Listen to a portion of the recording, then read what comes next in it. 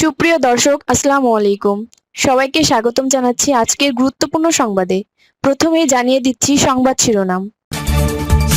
Iran Israel যুদ্ধের প্রভাবে অনিশ্চয়তায় নতুন পে স্কেল। এদিকে এসএসসি 2026 প্রবেশপত্র যেভাবে পাবেন। অপরদিকে রিমান্ড শেষে আদালতে ফয়সাল ও আলমগীর। আরও থাকছে, ইরানের পারমাণবিক বিদ্যুৎ কেন্দ্রে হামলা হলে হরমুজ প্রণালী সম্পূর্ণ বন্ধ করে দেওয়া হবে। এবং সবশেষে থাকছে, ভারী বৃষ্টিতে কি ডুবে যাবে সারা দেশ?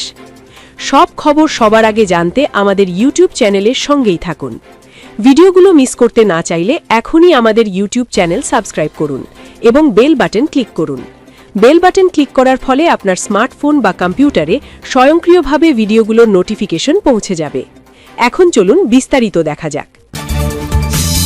ইরান ইসরায়েল যুদ্ধের প্রভাবে অনিশ্চয়তায় নতুন পে স্কেল। মধ্যপ্রাচ্যে ইরান, ইসরায়েল ও যুক্তরাষ্ট্রের মধ্যে যুদ্ধ শুরু হওয়ায় তার নেতিবাচক প্রভাব পড়তে শুরু করেছে বাংলাদেশের অর্থনীতিতে। নবগঠিত সরকারের দায়িত্ব গ্রহণের মাস না পেরোতেই এই বৈশ্বিক সংকটের কারণে দেশে জ্বালানি সংকট প্রকট হচ্ছে।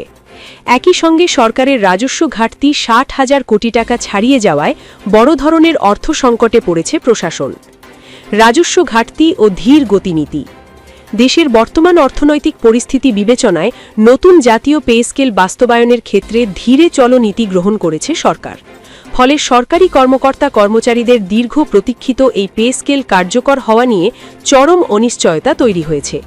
তবে বিষয়টি নিয়ে জাতীয় সংসদের আসন্ন অধিবেশনে আলোচনা হওয়ার সম্ভাবনা রয়েছে। বাজেট ও বরাদ্দ সংকট। অর্থ বিভাগ সূত্রে জানা গেছে, 2025-26 অর্থবছরের বাজেটে পে স্কেলের জন্য সংরক্ষিত 40,000 কোটি টাকার প্রায় পুরোটাই অন্য জরুরি খাতে ব্যয় হয়ে গেছে। এর মধ্যে বড় একটি অংশ ব্যয় হয়েছে জ্বালানি খাতের ভর্তুকি এবং নির্বাচনী প্রতিশ্রুতি পূরণে।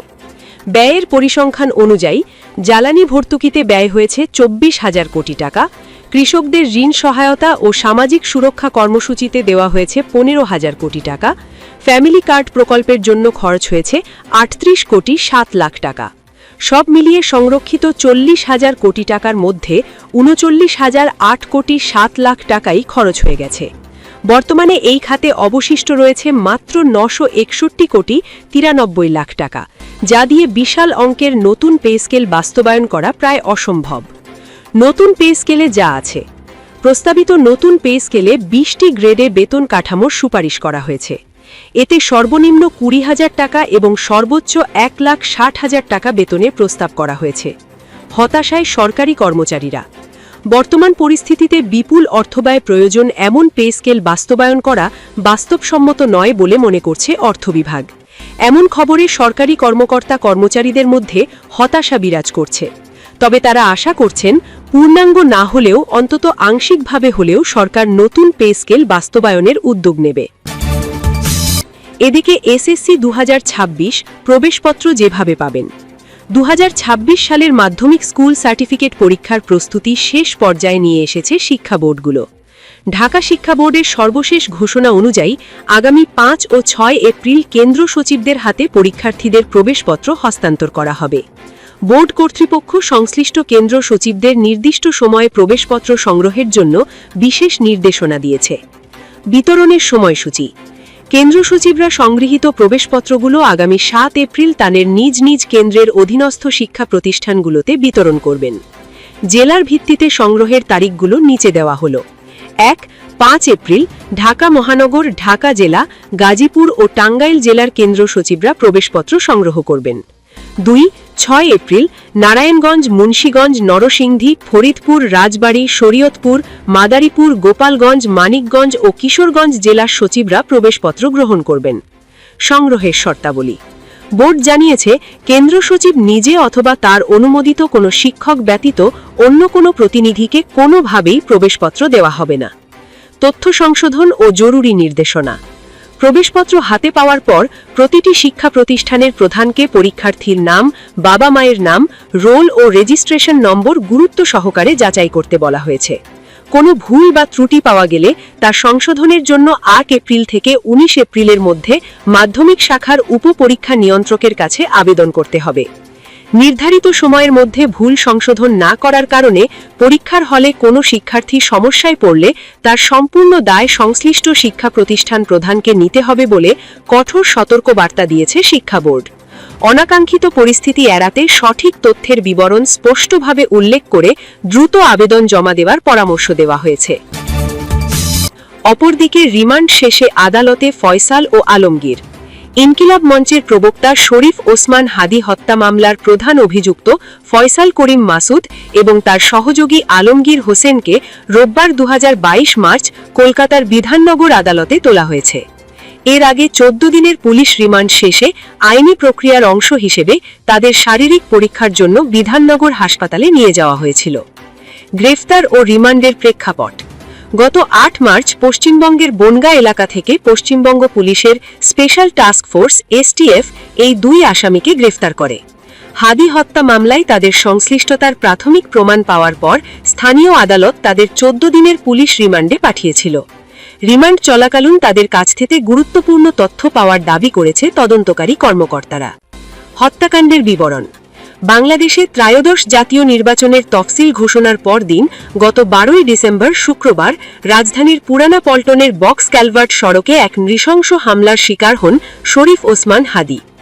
ঢাকা ৮ আসনে স্বাধীনভাবে নির্বাচনের প্রচারণা চালানোর সময় চলন্ত মোটরসাইকেল থেকে দুর্বৃত্তরা রিকশায় থাকা হাদিকে লক্ষ্য করে গুলি ছোড়ে।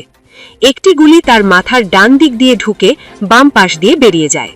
চিকিৎসা ও মৃত্যু: আশঙ্কাজনক অবস্থায় তাকে ঢাকা মেডিকেল কলেজ হাসপাতাল থেকে উন্নত চিকিৎসার জন্য ১৫ ডিসেম্বর এয়ার অ্যাম্বুলেন্সে সিঙ্গাপুরে নেওয়া হয়। সেখানে চিকিৎসাধীন অবস্থায় ১৮ ডিসেম্বর তিনি শেষ নিঃশ্বাস ত্যাগ করেন। পররাষ্ট্র মন্ত্রণালয়ের তৎপরতা: পররাষ্ট্রমন্ত্রী জানিয়েছেন, হাদি হত্যার প্রধান দুই আসামিকে বাংলাদেশে ফিরিয়ে আনার বিষয়ে কলকাতার সংশ্লিষ্ট কর্তৃপক্ষের সাথে ঢাকা সার্বক্ষণিক যোগাযোগ রক্ষা করে চলেছে। আইনি প্রক্রিয়া শেষে দ্রুততম সময়ে তাদের দেশে ফিরিয়ে এনে বিচারের মুখোমুখি করার চেষ্টা চলছে। আরও থাকছে, ইরানের পারমাণবিক বিদ্যুৎ কেন্দ্রে হামলা হলে হরমুজ প্রণালী সম্পূর্ণ বন্ধ করে দেওয়া হবে। গত কয়েকদিন ধরে রাজধানী ঢাকা সহ সারা দেশে কালবৈশাখী ঝড় ও বজ্রবৃষ্টির দাপট লক্ষ্য করা গেছে। বিশেষ করে ঈদের আগের দিন থেকে ঈদের দিন পর্যন্ত দেশের বিভিন্ন অঞ্চলে আবহাওয়া বৈরী ছিল। তবে ঈদের পরের দিন থেকে পরিস্থিতির কিছুটা পরিবর্তন হতে শুরু করেছে। আবহাওয়া অফিস জানিয়েছে, আগামী কয়েকদিন ভারী বৃষ্টির সম্ভাবনা না থাকলেও গরমের তীব্রতা কিছুটা বাড়তে পারে। তাপমাত্রা বাড়ার পূর্বাভাস: আবহাওয়া অধিদপ্তরের তথ্য মতে রাজধানী ঢাকা এবং এর পার্শ্ববর্তী এলাকার আকাশ আংশিক মেঘলা থাকলেও আগামী ২৪ ঘণ্টায় দিনের তাপমাত্রা ২ থেকে ৩ ডিগ্রি সেলসিয়াস পর্যন্ত বাড়তে পারে। সারা দেশেই দিন ও রাতের তাপমাত্রা ধাপে ধাপে সামান্য বৃদ্ধির সম্ভাবনা রয়েছে। সোমবার পর্যন্ত এই ঊর্ধ্বমুখী তাপমাত্রা অব্যাহত থাকতে পারে। বৃষ্টি ও ঝড়ের সম্ভাবনা: যেখানে ভারী বর্ষণ না হলেও লঘুচাপের বর্ধনাংশের প্রভাবে দেশের কিছু কিছু জায়গায় অস্থায়ীভাবে দমকা অথবা ঝড়ো হাওয়া সহ বজ্রবৃষ্টি হতে পারে। আবহাওয়া অফিস জানিয়েছে, রংপুর, ময়মনসিংহ ও সিলেট বিভাগের ২-১ জায়গায় বজ্রসহ বৃষ্টির সম্ভাবনা রয়েছে। ২. কোথাও কোথাও বিক্ষিপ্তভাবে শিলাবৃষ্টিও হতে পারে। ৩. উত্তর ও উত্তর পূর্ব দিক থেকে ঘণ্টায় ৮ থেকে ১৫ কিলোমিটার বেগে বাতাস প্রবাহিত হতে পারে। লঘুচাপের অবস্থান: আবহাওয়াবিদদের মতে লঘুচাপের একটি বর্ধনাংশ পশ্চিমবঙ্গ ও তৎসংলগ্ন এলাকায় অবস্থান করছে। অন্যদিকে মৌসুমের স্বাভাবিক লঘুচাপটি দক্ষিণ বঙ্গোপসাগরে বিরাজমান। এই লঘুচাপগুলোর প্রভাবেই মূলত দেশের উত্তর ও পূর্বাঞ্চলে হালকা থেকে মাঝারি বৃষ্টিপাত হচ্ছে। পরবর্তী ৫ দিনের পরিস্থিতি: আগামী ৫ দিন সারা দেশে বড় ধরনের কোনো প্রাকৃতিক দুর্যোগ বা টানা ভারী বৃষ্টির সম্ভাবনা নেই। অধিকাংশ এলাকায় আকাশ আংশিক মেঘলা সহ আবহাওয়া প্রধানত শুষ্ক থাকবে।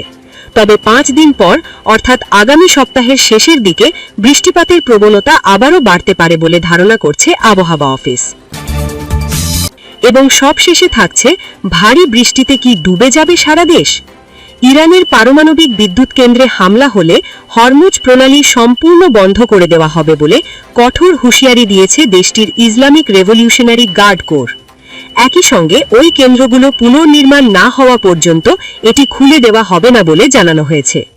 রোববার ২২ মার্চ এক বিবৃতিতে এই সংগঠনটি এমন হুঁশিয়ারি দিয়েছে। বলা হয় ইসরায়েলের বিদ্যুৎ কেন্দ্র, জ্বালানি কাঠামো এবং তথ্য ও যোগাযোগ প্রযুক্তি ব্যবস্থা ব্যাপকভাবে লক্ষ্যবস্তু করা হবে। পাশাপাশি যেসব আঞ্চলিক কোম্পানির সাথে যুক্তরাষ্ট্রের শেয়ার হোল্ডার আছে সেগুলো পুরোপুরি ধ্বংস করা হয়েছে বলে জানানো হয়েছে। আরও বলা হয় যেসব দেশের বিদ্যুৎ কেন্দ্রে মার্কিন সেনা বসবাস করছে সেগুলোও বৈধ লক্ষ্যবস্তু হিসেবে বিবেচিত হবে। প্রসঙ্গত, মার্কিন প্রেসিডেন্ট ডোনাল্ড ট্রাম্প বলেন, আগামী 48 ঘণ্টার মধ্যে হরমুজ প্রণালী পুরোপুরি চালু না হলে ইরানের বিদ্যুৎ কেন্দ্রগুলো ধ্বংস করে দেওয়া হবে। এই প্রণালীটি বিশ্ব জ্বালানি সরবরাহের অন্যতম গুরুত্বপূর্ণ রুট হিসেবে বিবেচিত।